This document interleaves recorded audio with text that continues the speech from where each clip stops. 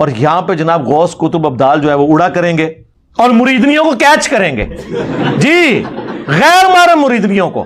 وہ ایک اور کہانی باز ہے جڑا کہ میں جناب بخارے سے چلا تھا، تو چبارے تو چلی خدا میں. شاہ نقشبند بخاری علیہ رحمہ نقشبندیوں کے امام ہیں.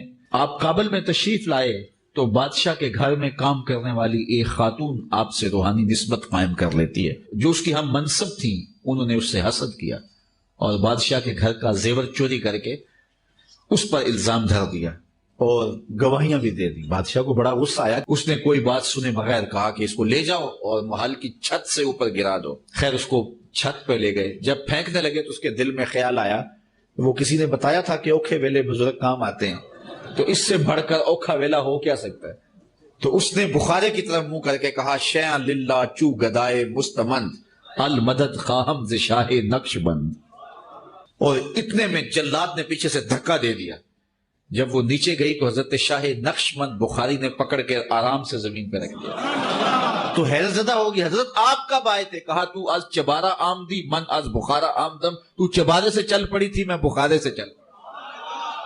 نہر والے پل تے آ کے ملے ایسی بات ہے کرنے والی.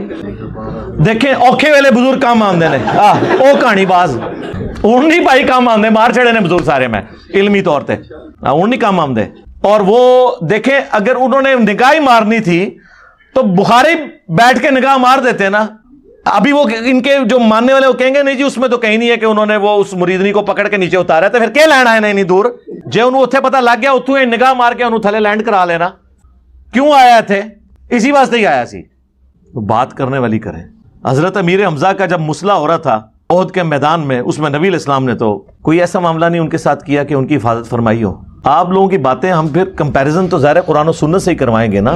آپ ہی ہمیں کہتے ہیں جی وہ شریعت کے مطابق چیزیں پیش کرتے ہیں، ہم صوفیاء کی جو ہیں وہ لے لیں، دوسری آپ چھوڑ دیں. تو جو پیش کر رہے ہیں سب کہانی ہی نکل رہی ہے نا آپ کی. کس قسم کی چیزیں آپ نے جو ہے وہ بزرگوں کی طرف منسوب کی ہیں. چلیں ہم بزرگوں کو ایک ٹن حسن ظن رکھتے ہوئے بینیفٹ آف ڈاؤٹ دیتے ہیں کہ انہوں نے یہ نہیں کہا ہوگا یا ان کی کتابوں میں کسی نے ڈال دیا ہوگا، لیکن آپ لوگ تو ان کی طرف یہ کہانیاں منسوب کر رہے ہیں نا. تو ہمیں پھر یہ حق پہنچتا ہے کہ ہم آپ لوگوں کا اس اعتبار سے رد کریں. حضرت سیدنا خواجہ محمد بہاؤالدین نقشبند رحمت اللہ علیہ کی ایک مرید تھی اور وہ علاء الدین خلجی بادشاہ کے ہاں ملازم تھی، کنیز تھی. حضرت صاحب سے بیعت تھی. یہ بادشاہ بڑا سخت قسم کا تھا، اس سے کسی بات پر ناراض ہوا اور حکم دیا کہ اس کو سزا دو. سخت سزا کیا ہوتی تھی؟ وہ قطب مینار جو 250 فٹ اونچا اس کے اوپر لے جا کے نیچے پھینک دیتے تھے. وہ بندہ مر کھپ جاتا تھا، ہڈیاں ٹوٹ جاتی تھی. اس لڑکی نے معافی چاہی، بادشاہ نے معاف نہیں کیا. جلاد پکڑ کے مینار پر لے گئے قطب صاحب کے. اس لڑکی کو یقین ہو گیا کہ انہوں نے مجھے چھوڑنا نہیں. جس وقت انہوں نے پھینکنے کے لیے اٹھایا، نیچے پھینکنے لگے، اس نے اپنے پیر کو پکارا. کس کو؟ کس کو؟ پیر کو پکارا، حضرت جی مدد کرو. آنکھیں اس نے بند کر لی، جلادوں نے اوپر سے پھینک دیا. مگر اس کتنے منٹ لگتے ہیں، کتنے سیکنڈ لگتے ہیں زمین میں آنے. اس نے آنکھیں بند کی ہوئی، یوں لگا جیسے کسی نے گود میں لیا ہوا ہے. آنکھیں کھولی تو وہ زمین پر صحیح سلامت تھی اور حضرت صاحب سامنے تھے. حضرت صاحب شاہ نقشبند کا شہر بخارا، اور یہ آئی تھی قطب مینار سے. مینار کو منارہ کہتے ہیں. اس نے دیکھ کے کہا، حضرت جی آپ کہاں؟ فرمایا تو از منارہ آمدی من از بخارا آمدم. تو منارے سے آئی ہے، میں بخارے سے آیا ہوں. اللہ والے مدد کرتے ہیں یا نہیں؟ اونچی کہ تو مینارے سے چلی اور میں چبارے سے چلا، تو مینارے سے چلی اور میں بخارے سے چلا. کہتے ہیں کہ وہ وہاں سے چلے اور مریدنی کو پکڑ کر اتار دیا نیچے. جب وہ نیچے گئی تو حضرت شاہ نقشبند بخاری نے پکڑ کے آرام سے زمین پہ رکھ دیا. ہاں پکڑ کے اتارے ہے، یاد رکھنا جے. ہاں نبی علیہ السلام نے کبھی، بخاری میں الفاظ ہیں، اما عائشہ کہتی ہیں نبی علیہ السلام نے کبھی کسی عورت کو نہیں چھوا بیعت کرنے کے لیے بھی. اور تواڈے پیر، اور پھر نام اس طرح دیتے ہیں خواجہ بہاؤالحق نقشبند. حضرت سیدنا خواجہ محمد بہاؤالدین نقشبند رحمت اللہ علیہ. اور تسی 50 بھی نال اور رکاب لا دو، سانو ایک رتی برابر فرق نہیں پیندا. یہ جواب ساڈے اسٹوڈنٹ صرف انجینئر بول دیں نا، میرا نام پورا بھی نہ بولن تو سارے بابے غائب ہو جاندے جو تو ہاں انجینئر محمد علی مرزا تو بولنے ضرورت نہیں ہے, صرف انجینئر بول دیں. کدھر کوئی کرامت سنا رہا ہے نا آپ کہیں جی وہ انجینئر اینڈ سارے ویکھن گے جی سارے بابے غائر. ایک اور کہانی باز ہے جی, وہ کہتا ہے جناب وہ ابو الحسن خرقانی ایک بزرگ گزرے ہیں, یہ حضرت باعزید بستامی کے سجادہ نشین تھے, اتنے بڑے آدمی تھے, اپنا جبہ دیا محمود غزنوی کو, جب مشکل آئی تو دعا مانگنا آگے رکھ کے اللہ فتح دے دے گا. تو محمود کہتے ہیں جب سومناتھ کے مندر نہیں فتح ہو رہے تھے تو میں نے بابے کا جبہ سامنے رکھ کے دعا کی تو اللہ نے مجھے فتح دے دی. کہتے ہیں بابا جی رات خواب میں ملے تو کہنے لگے تو نے کیا قیمت ڈالی میرے جبے کی؟ کہا حضور کیا مطلب؟ فرمانے لگے تو میرا جبہ سامنے رکھ کے دعا کرتا کہ یا اللہ ہندوستان کے سارے کافر مسلمان ہو جائے تو اللہ نے توفیق ایمان دے دینی. یہ تو نے کیا دعا مانگی ہے؟ دیکھیں جی محمود غزنوی کو ابو الحسن خرقانی سے مل کے آئے تو ان کو ایک کرتا دیا جی انہوں نے جبہ, اور انہوں نے کہا جدو کوئی مصیبت آوے نا تے اے جبے نو اگے کر دیں. تو سومناتھ پہ جب وہ آخری دفعہ حملے کے لیے جا رہا تھا تو اتنی دفعہ فتوحات نہیں ہوئی تو اس نے وہ جبہ اٹھا کے دعا کی, فتح ہوگی. رات کو بابا جی خواب میں آئے, انہوں نے کہا کہ جی تو نے میرے کرتے کی اتنی کم قیمت لگائی ہے, اگر تو یہ کرتا اٹھا کے یہ دعا کرتا نا کہ قیامت تک اس ایریے میں کوئی کافر باقی نہ رہے, سارے مسلمان ہو جائیں, تب بھی یہ ہو جانا تھا. لوگ کہتے ہیں سبحان اللہ.